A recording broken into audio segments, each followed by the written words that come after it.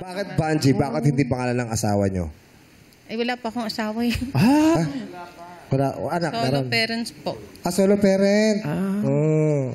Bakit po? Ano po nangyari? Hiwalay na po kami, matagal na po. Siguro 9 years pa lang po yung anak ko. Sa press con po kayo. Sa niyo po. Tapos po. Ayun po, hiwalay kami. Tapos hindi na rin po siya nagsuporta sa anak. Ginang Banji, okay lang po ba na malaman kung okay lang po sa inyo, kung ano bang dahilan bang inyong paghihiwalay? Nang kabilang bahay.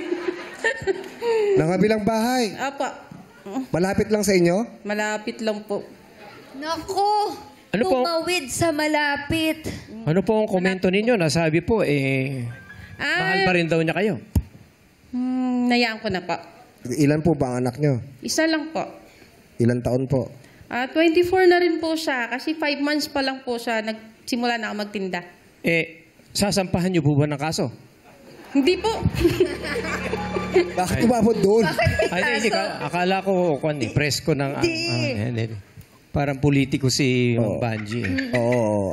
Madam Banji, ano po ba ang sinabi nyo sa napaliwanag sa inyong anak? Kung bakit nawala ang inyong mister? Alam naman po niya. Alam po ng anak ko. Okay. Salamat po. Ang ganda po nun.